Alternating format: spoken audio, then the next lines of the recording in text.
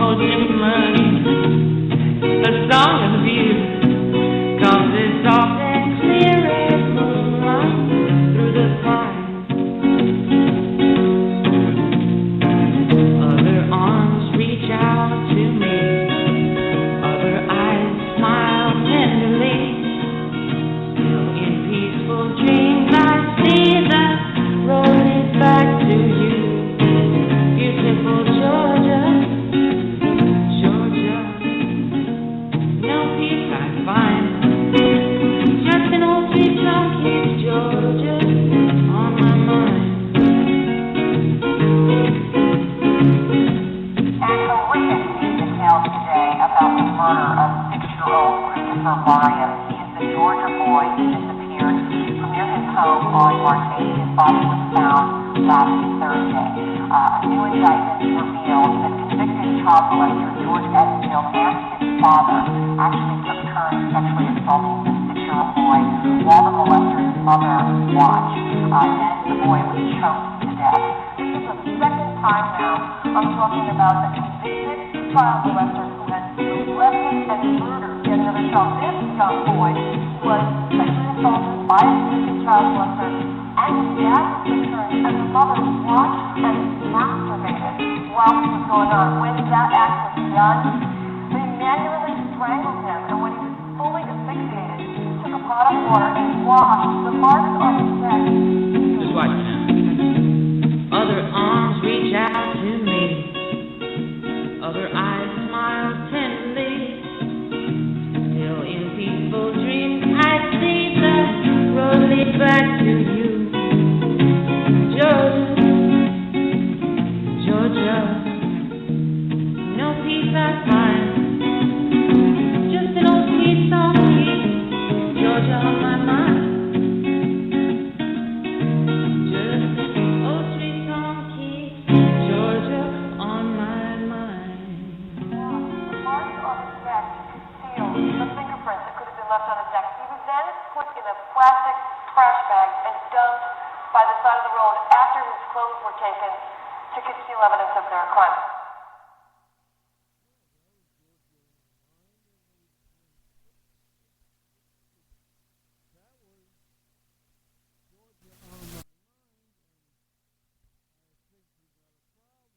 Here, that was Georgia on my mind, and unfortunately, Dr. Marc turned us off. So I apologize for that. So that must have been our moment of silence. Our devotional. That was our moment of silence. I don't understand it. There was 12 people on the over here in the chat room. The minute we went silent for 3 seconds, everybody went off. I can't believe it. What is this? Anyway, that was Georgia on my mind with a little twist to it. Go ahead, put on a real quick song, another quick song while we wait for Dr. Marc to return.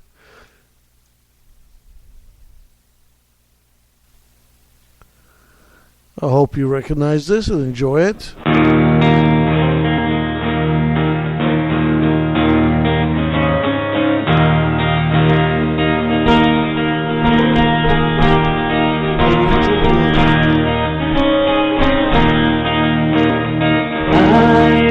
Had a girl, all she died with, she once had me. She showed me her room, Basil said good, Norwegian wood. She asked me to stay and she told me to sit anywhere. But I looked around and I noticed there wasn't a chair. I sat on the roof, biding my time, drinking her wine. We talked until 2, and then she said, it's time to bed.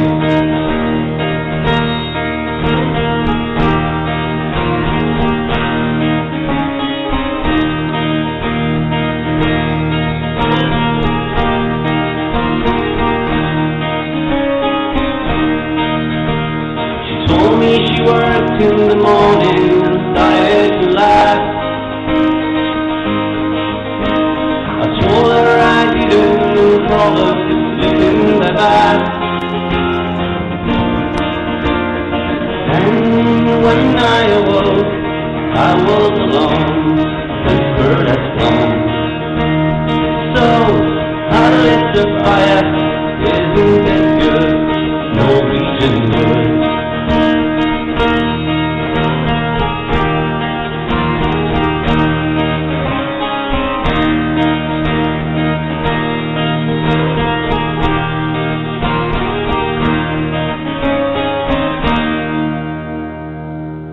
A question for you. You took a little bit longer, so I played 2 songs. I have a question for you. What? Do they have elections in Norway?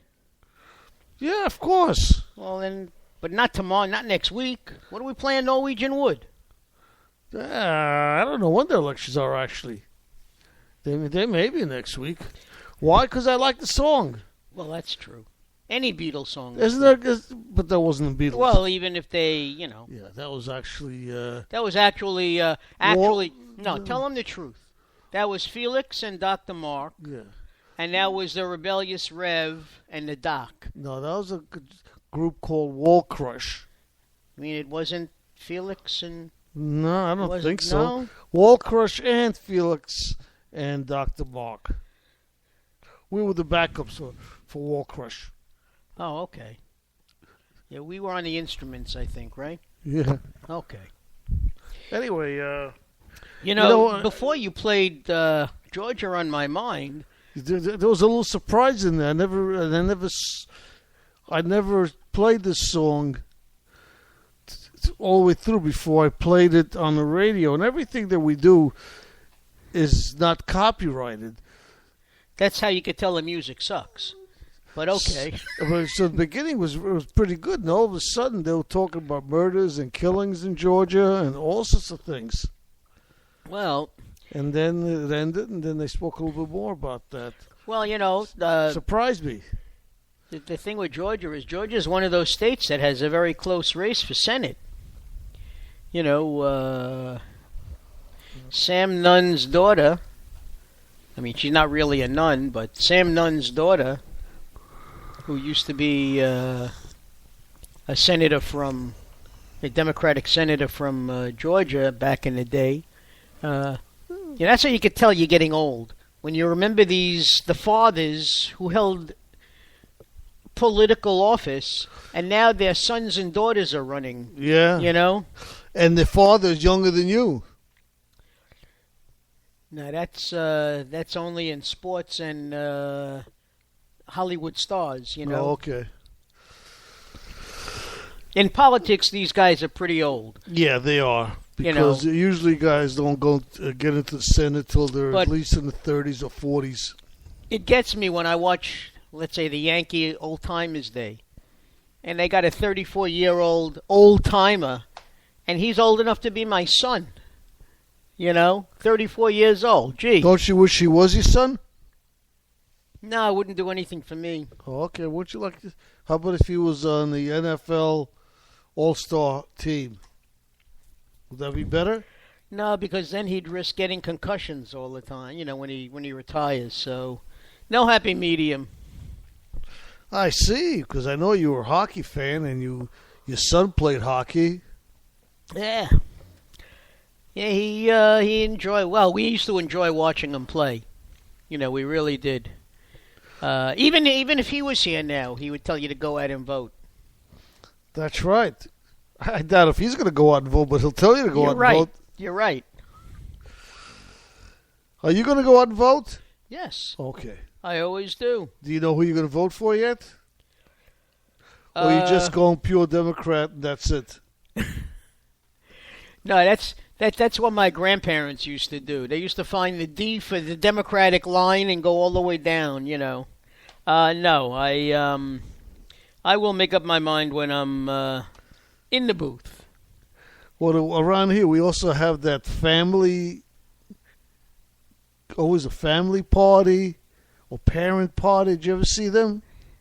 We have all kinds of parties. You know, what it boils down to is I remember 4 years ago when we were voting for governor, the rent is too damn high. I remember that guy, that funny guy, wore gloves, black gloves and everything. The rent is too damn high. Anyway, needless to say, he did not win. No, but these parties, you have I forget what it's called, the Parents' Right Party or something like that. But then if you look, the candidates are almost identical as the Democrats, same Democrats. Well, usually you find that with the Liberal Party and the Democratic Party are usually the same candidate, and the Republican Party and the Conservative Party are usually the same candidate. Yeah.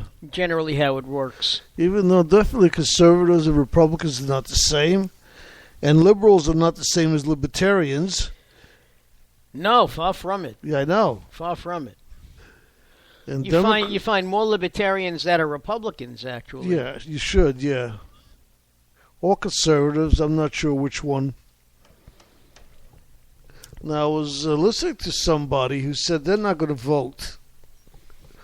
What was their rationale? The rationale is they can't find any candidates they like. They said that they're socially conservative, they're very socially liberal and fiscally conservative.